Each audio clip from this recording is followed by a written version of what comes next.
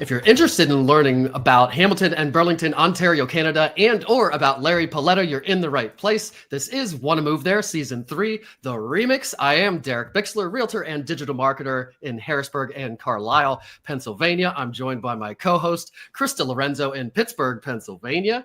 Today we have Larry Paletta, like I said, from Hamilton and the Burlington area, kind of up towards Toronto, right? For reference, we'll talk more about the location, but yes, just south of Toronto. Yeah.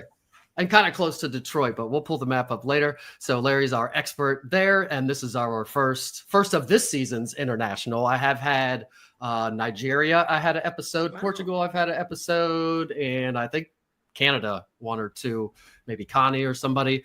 But anyway, another one. This is the first of this season, so awesome. And I don't think I've done this specific area before. And we didn't tell you about this, Larry, but we're going to start it off by give us a number between 1 and 30.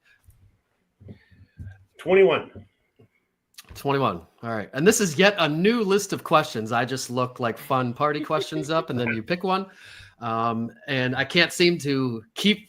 Last week I had a good one. I liked the list there, but I lost it. So this is a new one. This one's okay too. So hopefully I can keep this for next week and not lose it. Anyway, you said 30, right? 21. 21. See? All right. What's the funniest joke you've ever heard? That's kind of hard. That's a hard one. It is hard because I tell jokes and well then Well, just give us any joke that you like or your favorite joke to tell at a party or something like that. Well, I told one the other day how Jesus Christ was Italian. And I went through the whole little thing. It's I think it's Goomba Johnny says it, but I'll give you the brief one. He walked around and with sandals and drank wine on Sundays. Him and his dad were carpenters in the union. Three wise guys for no reason at all showed up when he was born, giving him presents. And he walked around saying, "Hey, you know who my father is?" So, and you don't want to mess with his father either. Yes, and I'll leave it. Oh, and by the way, he picked up the check at the Last Supper because I don't think any Jewish guys were going to do that. So that's.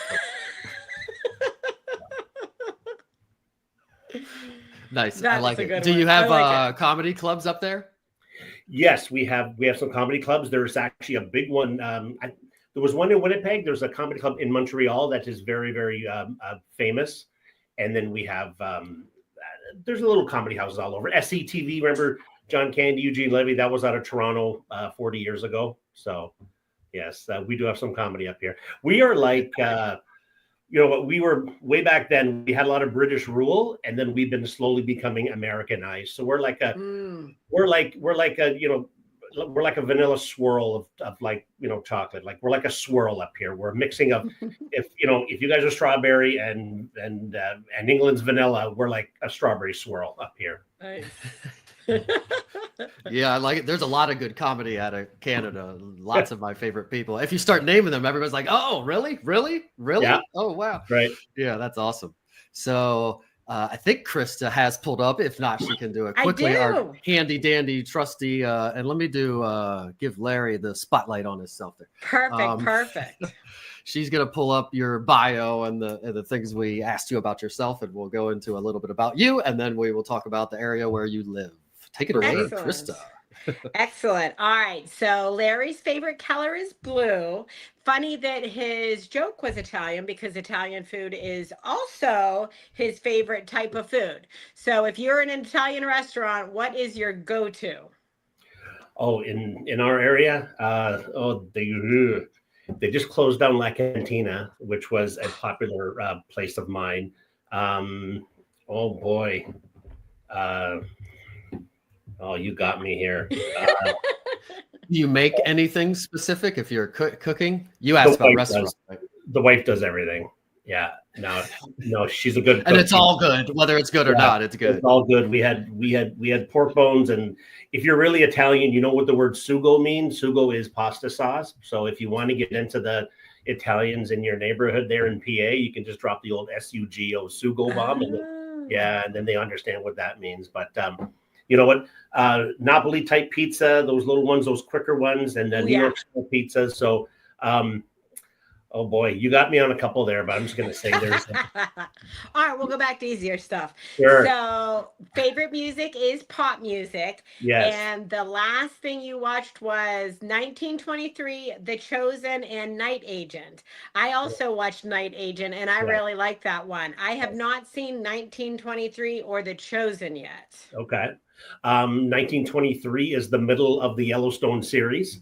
So that's the beginning. Yes, Okay. yes. So you go 1883, 1923, and then you have Yellowstone.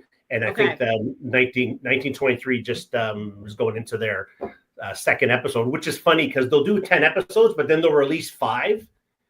And that's what everybody's doing. Yeah, that's what everybody's doing. The Chosen is doing it. A lot of people are doing it, and then they'll let you hang for the next 5. I know. But then there's only like 8 or 10 episodes instead of the nice 23 you used to get back in the day. Yes. And Larry's married and has 2 kids that are 20 and 23, which is just about the same age as mine. Are they anyone still living at home, or are they out of the house? Oh, yeah. One of the Italian Jesus jokes was, Jesus was Italian because he stayed at home till he was 30. So that's what I did, and that's what I am anticipating. Is that a thing? Italians stay home for a long time? That is a huge thing. It's a huge thing. Especially now that they can't buy a house, which is worse. We see it in Pittsburgh too. Yeah. I know my first townhouse was, go back to 25 years ago, was 155,000. And I think like that's just not possible anymore. No. So, and you grew up a little bit all over the place. Why don't you tell us a little bit about the different places you lived? Okay. My parents lived in Hamilton, and then they bought a house in Burlington because that's where my dad's meat plant was. We're all meat-based slaughterhouse. The old, remember Rocky Balboa punching that meat there? Yeah, that was me, or that was my family. And so we started in Burlington, and then they wanted to expand. So then we moved to Montreal. My dad purchased a newspaper plant, which is weird, and converted it into a slaughterhouse, which was very archaic because you had to send some stuff down the floors, but they did very well there. So I was in Montreal. People don't know that's in Quebec. They tried to separate from us a while ago, a long time ago, but we stopped that. We stopped that referendum. And then to supply Burlington and Montreal with the cattle, my dad decided to buy a feedlot in Alberta, Canada, which is Western Canada, which is just on top of, Idaho, Wyoming over there. And then he had a feedlot there where you would buy cattle, send them there, fatten them up, and then ship them on a train across the country and drop some off in Burlington and some in Montreal. And for my vegan friends out there, I'm sorry, but we would slaughter them. So I was vegan for a while, and the protein, you can't, I was withering away. I don't know how you would even do it if you wanted to. I did have a friend that was raising their child that, and they just saw them, I guess lethargic is the word.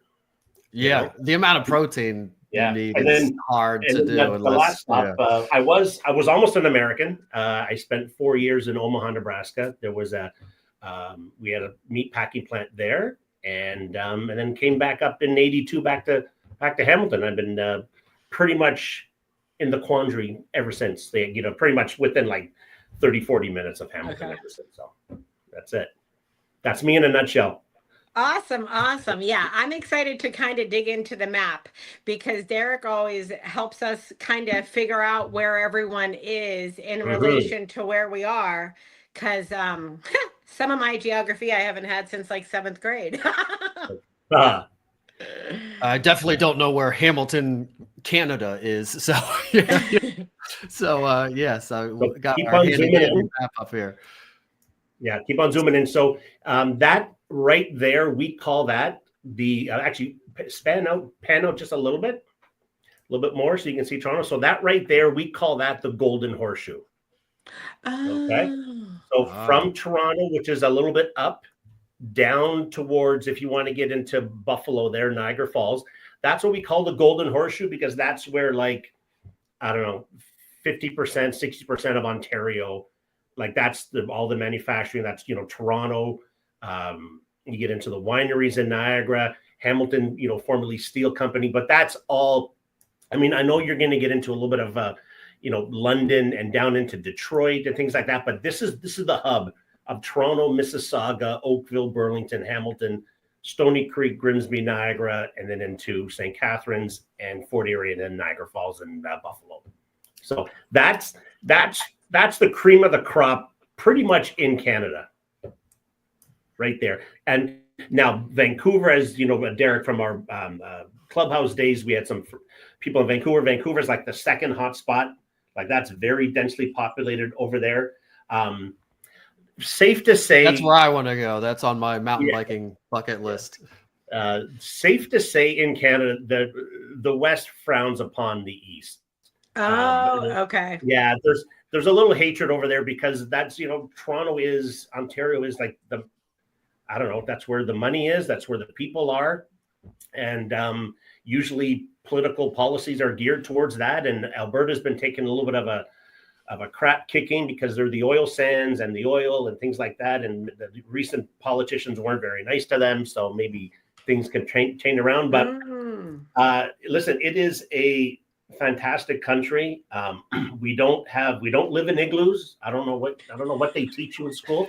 I did go through 4 years of the American schooling system, so I do understand how focused and centric they are in American. It's funny to watch Jeopardy, and the Canadians know, like me, I know all the American states, but you guys don't know where Saskatchewan is, and it's just unbelievable. You know what I mean? That's just the way it is. But you can drive across the coast. We have the Maritimes. If you want to pan more east there, that is like lobster fishing, New Brunswick, Nova Scotia.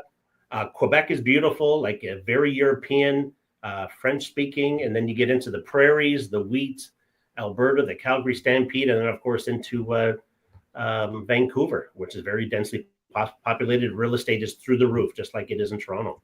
Wow. So, yeah, I think with the separations of like the other Russian countries, I don't know, Canada may be the biggest country land-wise in the world since Russia, they took the Kazakhstans and all this stuff off of Russia. Yes. Or the Soviet Union, so to speak. So, yeah. So there you go. There's the Golden Horseshoe. Everything runs around there. And what's beautiful about our area, we don't have the Rockies like they have in the West or the Appalachians, but we do have the Bruce Trail. We have the escarpment. And when I drive down along the lake down to Buffalo or whatever, you look up and you can see the escarpment there. So it's like our version of the Rockies, so to speak. So when you're in Hamilton, we asked you, where do you live, downtown or do you live on the mountain?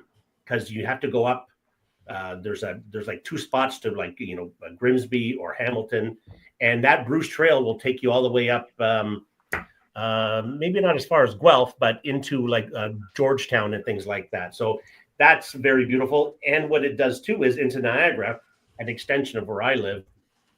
You got the escarpment, then you got this little plain like this, and it protects the grapes. We have over 100 wineries. It's like a mini California between Hamilton and Buffalo.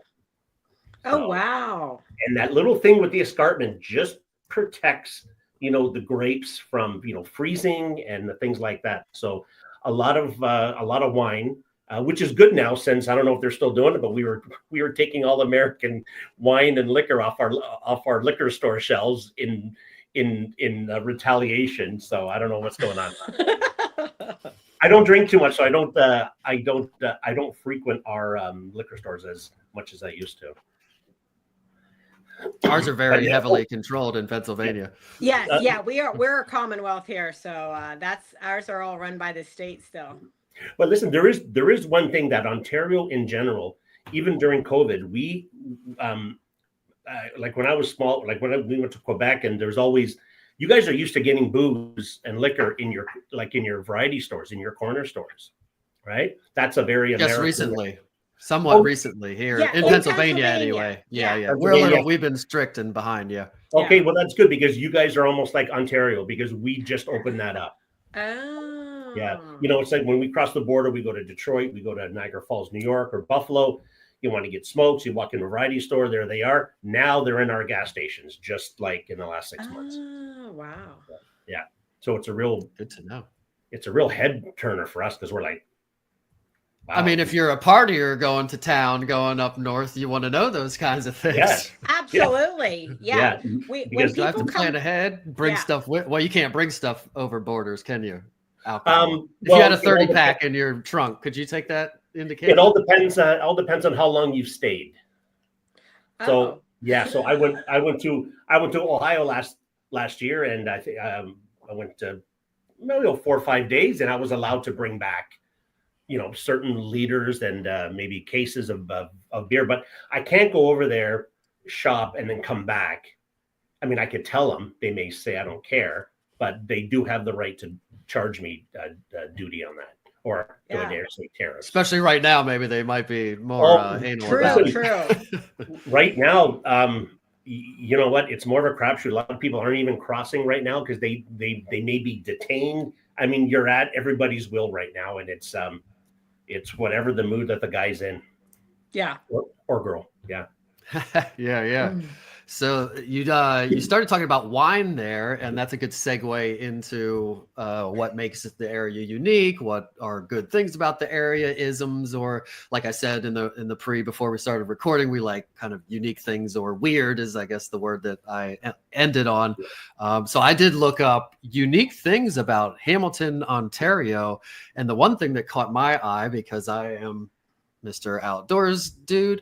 Hold on. Waterfall capital of the world, it says. I Really? knew you were going to say that. Yes, everybody thinks Niagara Falls is the capital, but we are, not a lot of people know, because we have the most. Now, they could be little trickles over here or little gorges and things like that. So I told you about the Niagara Escarpment, just runs through it, and we just have tons of these little things, whether it's through Dundas or Hamilton Mountain or the Bruce Trail.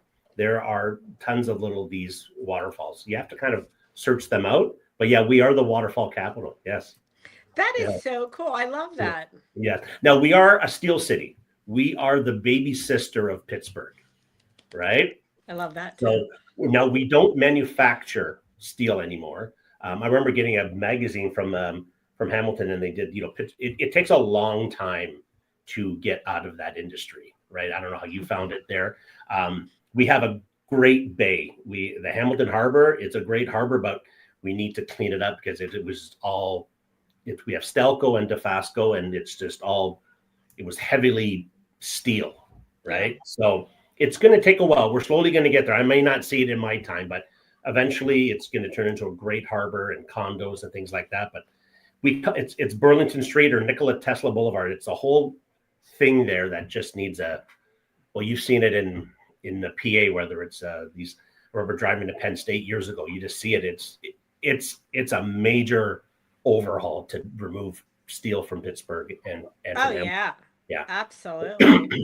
That's awesome to have a harbor area there. Like we have the rivers and railroads, which was how we took a lot of the steel out, but we don't have like a harbor area or anything like that. So that would be amazing for you guys to rebuild that. So you saw on the map that little Golden Horseshoe. Well, that's like prime, but it's better when you go north of Hamilton, because Burlington, Oakville, Mississauga, Toronto has cleaned it up, whereas Hamilton's kind of kept with the steel and the ships and things like that. So yeah, it's going to take a thing, but it's going to look good maybe in 50 years, but we'll see. Yeah. Do they do any like cruise ships and stuff out of there, or is it mostly just manufacturing? Mostly manufacturing. Okay. Yeah. Mostly manufacturing. It was funny. Now that you say that, there was a ship that, I don't know if it was an Italian ship, and maybe Colombia had bought it, and it was sitting in the harbor, and the transaction went through, but because of international laws and immigration, the people on the boat could not get off. They had to stay on it. I remember that. Because that boat is considered Italian or Colombian land.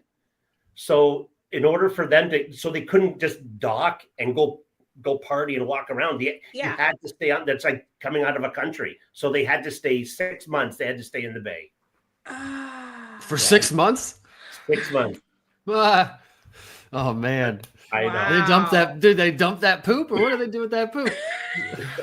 That's why they're cleaning up the harbor. That's right. They just basically had to live on a ship for 6 months. Wow. Yeah. Yeah. Some people could do. I could probably do it better than some, maybe. Yeah. Because I'm like, I don't need big diet, or I could live with minimal things. But yeah, Right. if I had my kids, different story. Right. What did you say? Oh, Tesla. You said Tesla Boulevard or something. Is Tesla from there? Is that why? Nikola Tesla. We named the we renamed the streets, like they called Wayne Gretzky Boulevard up in Brantford over there. So yes, I think he's got some ties down here. So for sure. Gotcha. And I think it's funny how you say down here, and every time I have to think kind of twice about it, because I'm thinking up there, you're down there because you're the south part of Canada. Well, even though there are a lot of cities like, probably Green Bay and things like that are technically north to where I am in Toronto, right? But it's because as you saw on that map, we kind of dipped down to Detroit, and there's still some American states that are like Maine and things like that. They're a little higher, a little northern than us. Yeah. So what else? What else would people not know? Maybe or something weird, like I said. I mean, I'll follow up because I had made some notes here. I mean, I think the wineries is a big thing down that is just blown up down here, and it's you go to Niagara Falls, you see that, and then but on your way from Toronto to Niagara Falls, there's this. I mean, just pick your poison.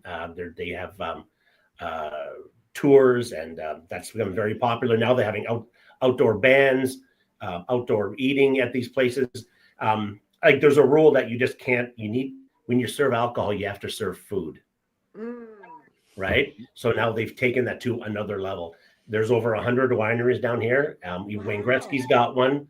I mean, there's just tons of distilleries down there, which is, and you can you can find them, and they're not hiding anywhere. So I guess Niagara region, like I never was Niagara in. grapes. So, yes. Yeah, totally.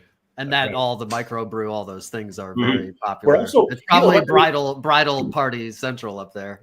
Absolutely. You take your tour bus. I remember some realtors from Toronto and not Clubhouse, but it was another group.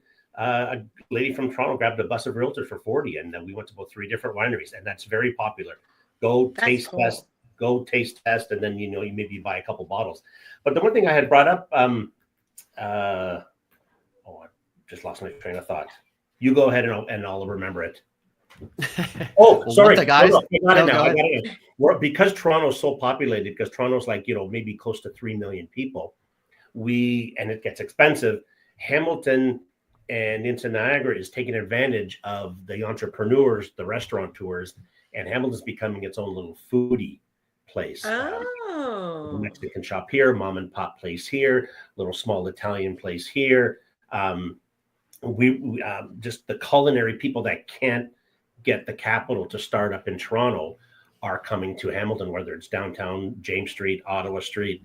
They're finding a place to create themselves here, and if it turns into anything, maybe they go back to outskirts of Toronto and Vaughan or Mississauga or Oakville, but they're putting their start here because rent is cheap, and we're like a good little test pigeon for them. What about like the real estate there? Is it a lot cheaper there for someone to buy versus in like Montreal or directly in Toronto? Toronto for sure, and we will always be like that. Montreal's its own little thing as well. I think right now, I don't know if you guys are finding. I mean, right now it's as they're calling it, a compressed market. Clients trying to buy and sell at the same time. They're scared. It's not the market where let's go buy that with a long closing date and your house will sell for sure. Yeah, you might be caught with 2 houses, and so that's the market we're in. So I was just showing this morning, and I think we've decided you need a plan B, whether you're going to Airbnb this with storage. But I think I don't know how receptive your clients would be, your sellers, to a sale of property offer.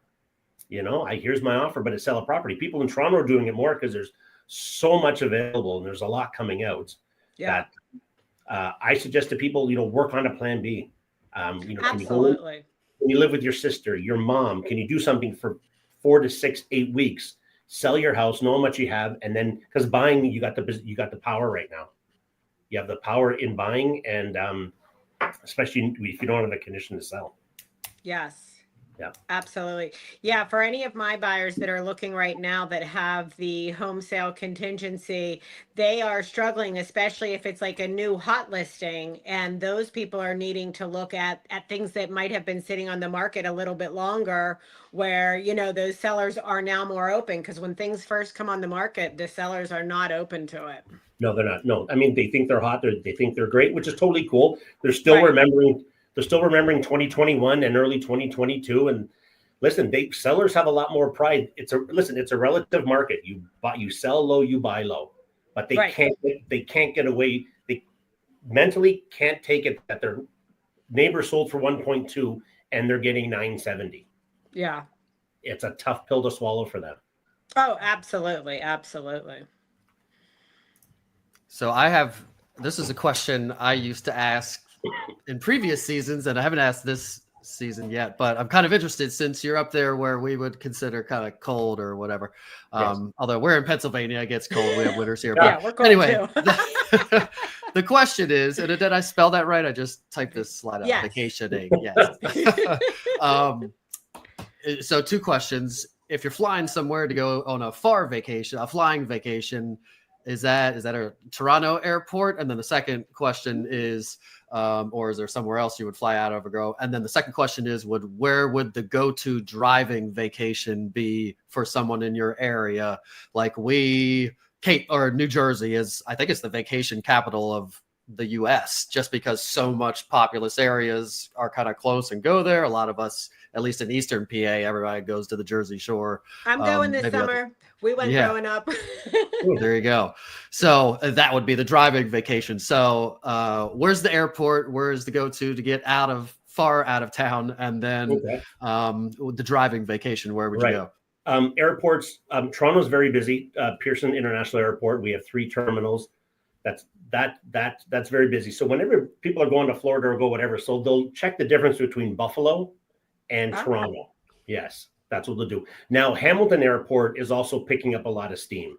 Right now it's a lot more commercial. FedEx, Purelator, Amazon put a big, huge building near our airport up there on the Hamilton Mountain, really, really south. So I would check Hamilton first. It's kind of more direct flights to like Florida and here like that, but mostly be Toronto. And then if you can whip it to Buffalo, some people fly out of there. In terms of driving, Canadians, I'm not, because I like my air conditioning. We are traditionally cottage people. So people will own a cottage, or their parents will have a cottage, or their Airbnb and rent a cottage, whether it could be 2, 3, 4 hours north of us, whether you can check that map, Peterborough, Sauble Beach. Yes, we are besides Tim Hortons coffee, a cottage by the falls or something. It Yes. sounds very fancy. Yeah.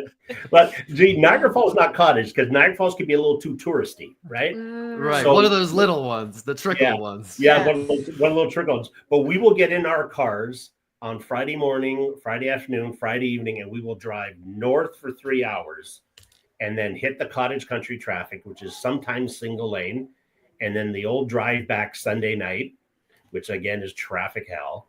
So we Canadians, for the most part, love their cottage.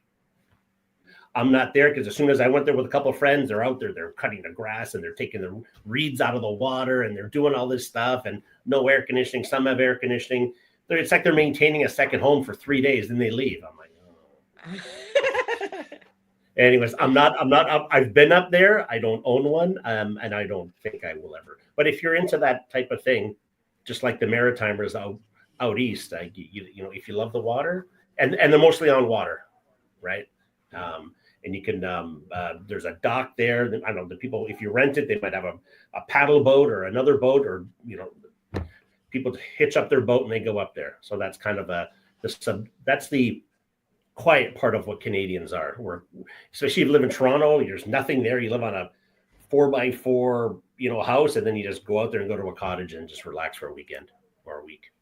So We are I'm cottagers. down with that. I'm not beach Oh, person. Every convention or every it's always in some hot ass, flat ass place with no mountains or trees or shade or anything to speak of.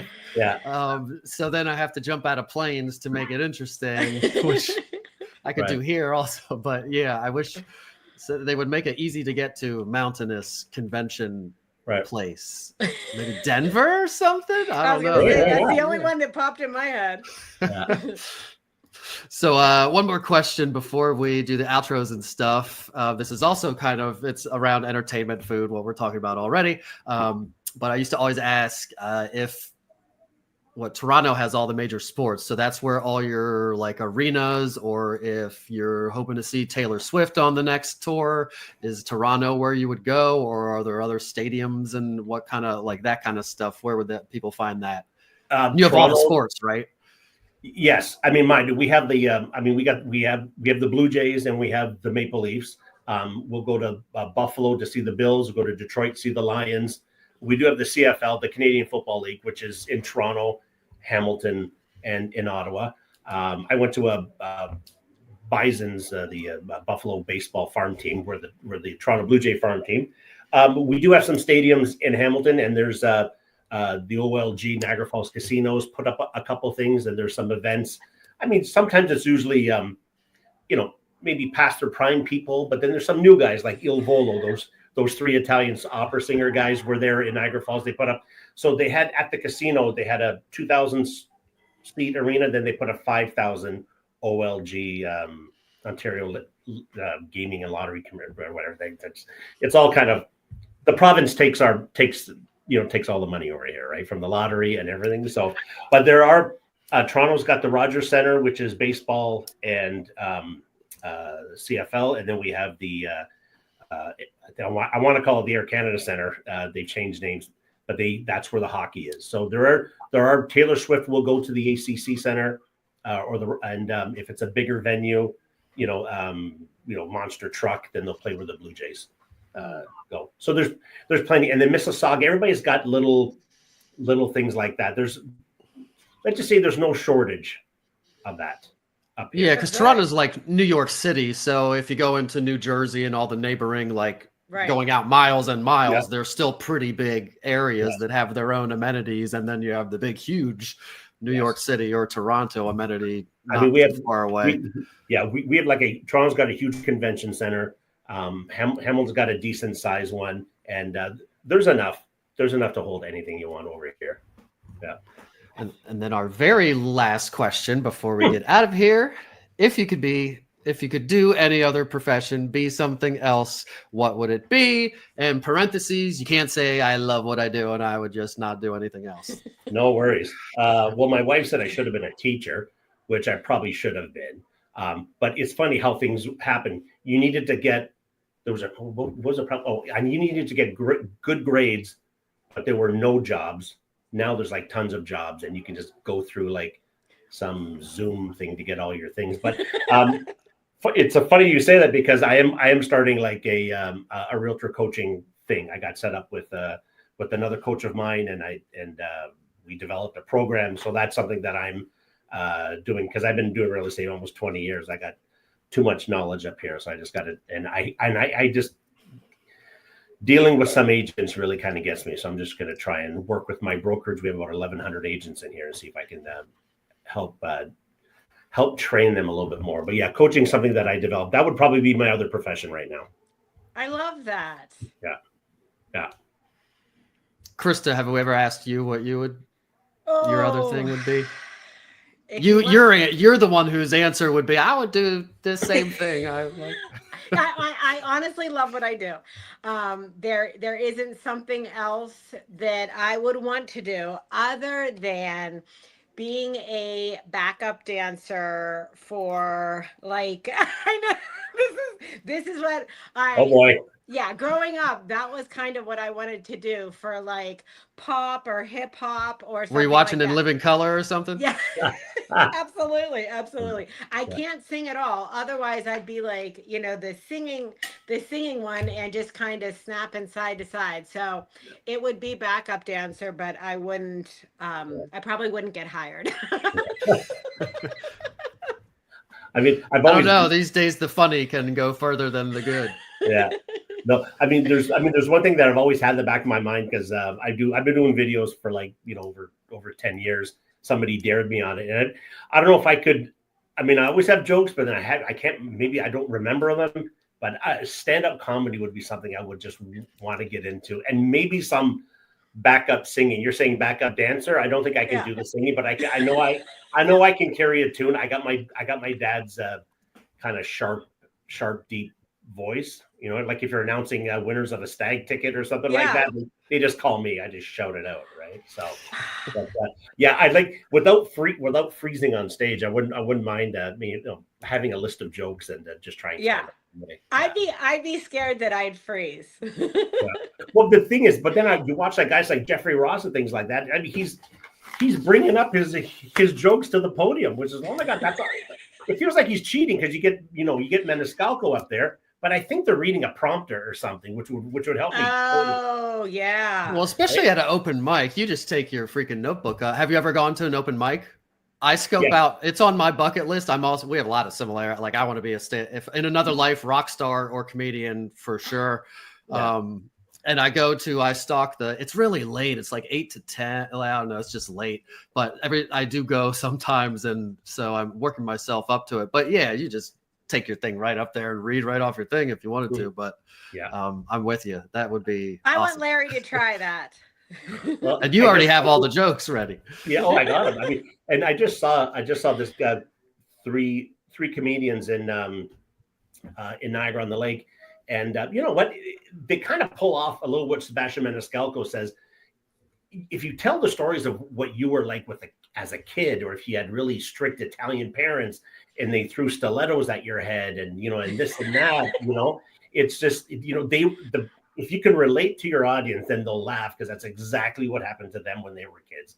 You know what I mean? Like you probably couldn't tell that joke to some British kids because that never happened, right? But if you could tell it like to an Italian one, they would throw the wooden spoon at them, and their pasta sauce would be, and the dad would be like, why did you buy that? And that cost like $40, and he freaks out over that, right? There's just different things there. Like if you play to your audience, if they're all Italian in there, you can bring up some of your childhood if you are, right? Or if you're German or whatever, right? It's all, if they can relate, then you can laugh because half their stories were like, happened to me or happened to my wife, right? Yeah.